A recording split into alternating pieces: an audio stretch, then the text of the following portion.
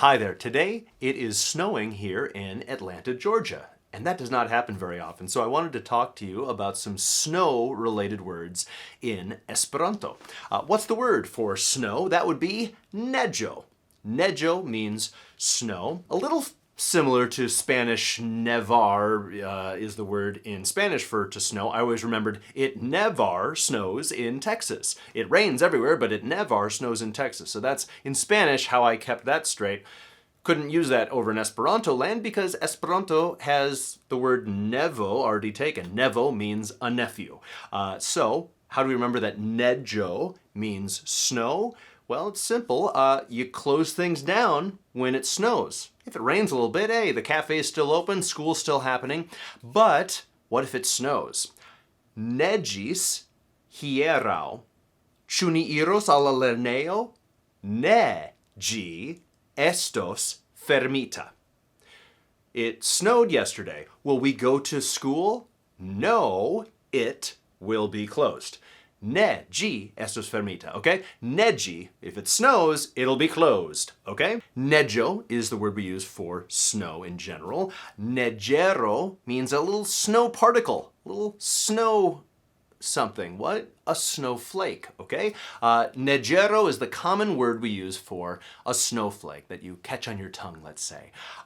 You could say a flake of snow. You could say neĝfloko if you wanted to. That's a rarer word, though. In English, we wouldn't say a snow particle. We wouldn't say anything but a snowflake. It's the common thing to say is, oh, a little snowflake. In Esperanto, the more common thing is neĝero, because ero is a common way of meaning a little particle of something, like sand, sablo. You could have a little grain of sand, sablero. So in English, we don't have one way of doing that. We'll say a grain of this, a flake of this, a chunk of this, a bit of this, and we kind of pick a different one for each given substance that we're talking about. In Esperanto, if you mean a little, one individual little bit of something, you just use ero at the end, and that means, oh, okay, a little bit of snow. Okay, neĝero. You could say neĝfloko, though, if you're talking about a flake of snow. And I want to make sure that you remember this properly. Floko means a flake, okay? That could also mean a cornflake. Maizfloko would be a cornflake, or oat flakes for making oatmeal would be avenfloko. Aveno is oats in general, but avenfloko means an oat flake.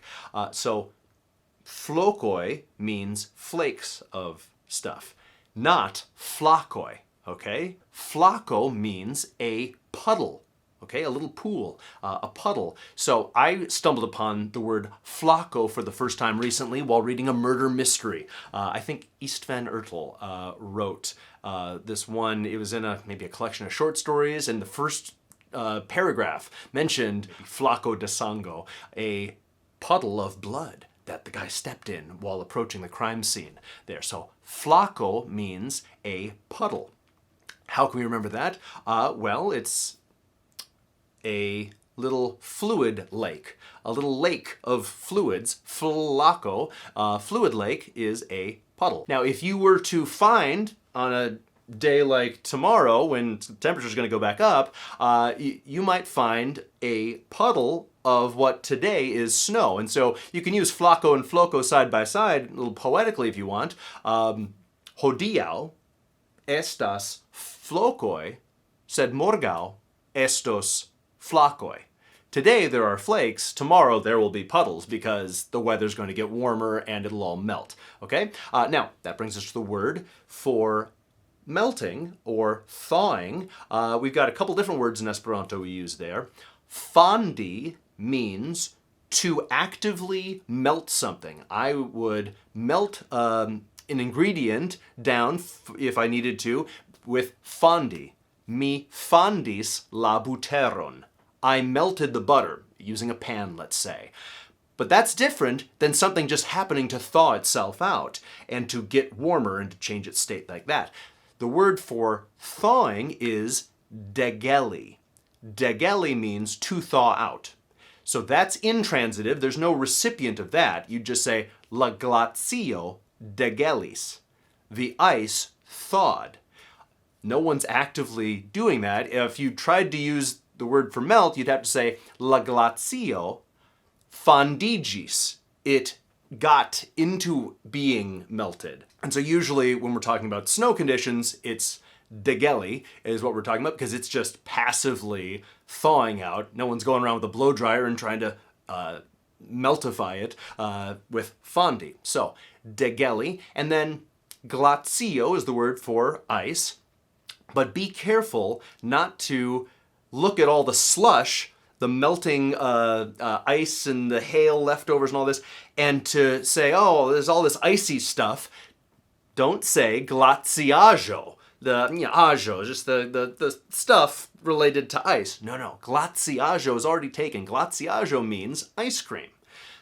I'm expecting something with cream and sort of delicious vanilla involved if you say glaciaĵo. If you want to talk about, ooh, I just stepped in an icy cold puddle of muddy slush, what's the word there? Degelaĵo.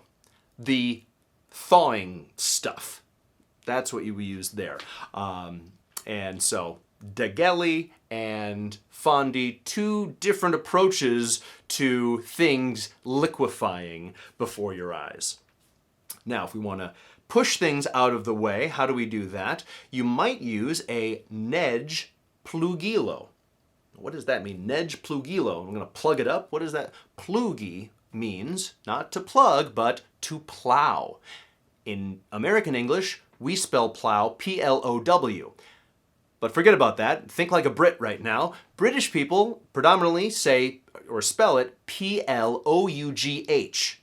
That's helpful for us learning Esperanto, because there's a U and a G in there. So think of the old-fashioned way or the British way of spelling plow and go, oh yeah, plugi. Okay, that's to plow a field, let's say, to plow the earth.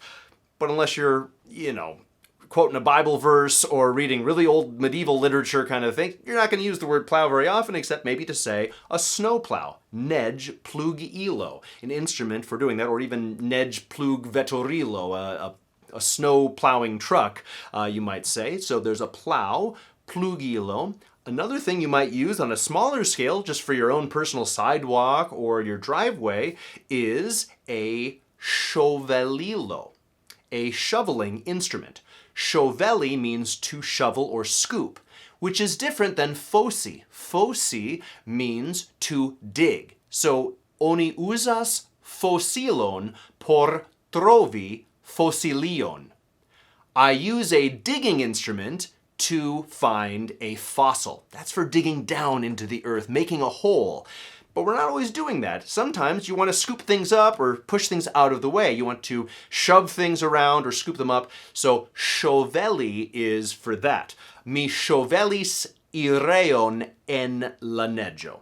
I shoveled a path in the snow. So there's usually a shove involved in ŝoveli. But remember that you don't just say ŝovelo for a shovel. No, that would be the act of doing that. It's ŝovelilo, an instrument for shoveling or scooping is what we say. So ŝovelilo and plugilo are the main instruments you're going to be using to get that snow out of the way and where you want it. Well, I think that's probably enough things for just right now. We didn't get around to talking about the correct word for a toboggan, but today I'm going to let it slide. Thank you guys so much for watching, and have a wonderful day. Patrons, thank you so much for your support in making these videos and for helping people explore Esperanto.